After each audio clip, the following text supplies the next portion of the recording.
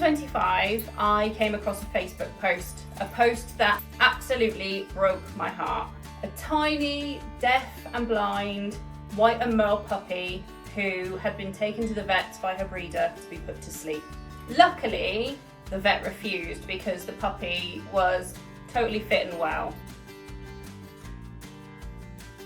The post received absolutely loads of likes, shares, comments, but not one person came forward to offer this dog a home. Fast forward to me making a totally flippant comment on the post saying, shame she's not in the UK as we'd take her in a heartbeat. Didn't think anything of it. A few moments later, my phone pinged and there was a message from Rachel from Puppy HQ Rescue in Spain saying, do you mean that? What if we could get her to you? And just like that, our lives changed. A fundraiser was set up in her name to cover her vet fees, passport, quarantine and travel. People rallied together, the donations came flooding in, and in July 2025, she arrived in Cornwall, England. Many people ask, why not rehome a dog from England? And it's a valid question, but many English rescues have a very rigid criteria for rehoming. So because we had a young child and I'm a single parent and I work, that all went against us and we struggled. That, and I also believe rescuing is a very personal experience and it's not a one size fits all. And I believe that when you see a dog, you just know if they're going to fit your life. And I knew that we could change things for Cassie. Seeing Cassie's Facebook advert with her tail and her head down looking so vulnerable triggered a huge wave of protective emotions from me.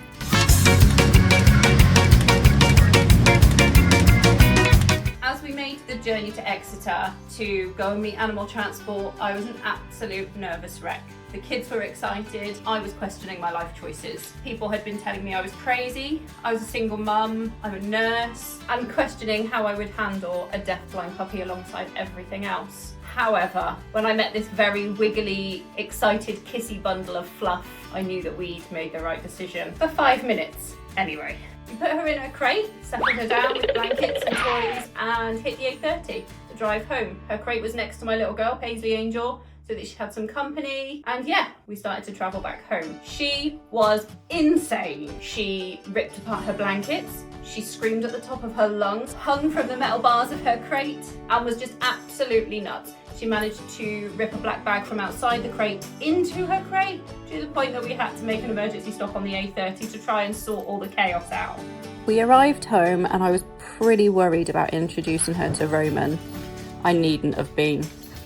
Cassie's foster mum had warned us that she was quite bitey with other dogs and could be a little bit overzealous. She hadn't had much experience with other dogs. Her mum had disowned her as a baby, so she'd never really been taught how to behave when she got a little bit overexcited. So I was a little bit concerned about introducing her to our other dog, Roman. So when we entered the house with Cassie, Roman gave her and me a look that said, what the hell is that? And what do you think you are doing? Cassie, however, didn't care. Within 10 minutes, this tiny, deaf-blind puppy had totally mapped our house and worked out where everything was. Her and Roman then clicked into a game of play fighting until midnight.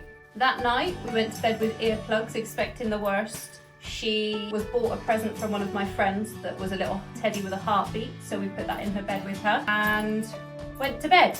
I woke up the following morning fearing the worst. We hadn't been woken once and the house was totally silent. I very quickly got out of bed, ran into the kitchen, and she was just absolutely flat out, really cozy in her crate, really settled and just in a really deep sleep. Right, first attempt at a walk.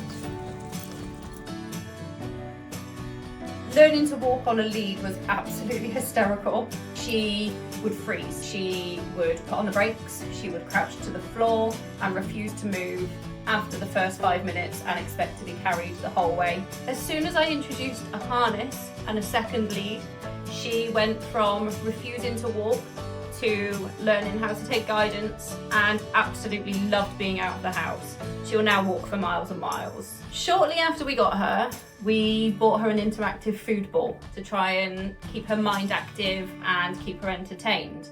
The person that I bought it from recommended that I set Cassie up on Instagram and share her story. So I did, and we could never have been ready for the the sheer amount of love and shares and comments that she got from that first post. It hit 52,000 views, so many likes and shares, and we realised that actually Cassie's story was worth sharing with the world, which is why we then set up her YouTube account. So when I die, which I must do, could it shine?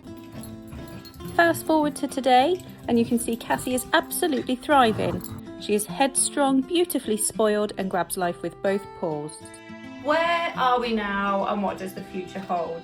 We have tentatively put feelers out to get Cassie seen by an eye specialist to see if there are any medical interventions that can help her to have any sort of sight at all. As you can imagine, specialist eye care is not cheap. And by simply subscribing, viewing and helping Cassie's channel to grow, you are directly supporting her journey, and you may just be the key to helping Cassie see the world for the very first time. Please make sure to hit that like button, hit the subscribe button, shake the notification bell so that you never miss an update on our beautiful girl. Please let me know in the comments what you'd like to see next. Thank you so much for being part of this amazing girl's story, and we will see you in the next video. Bye!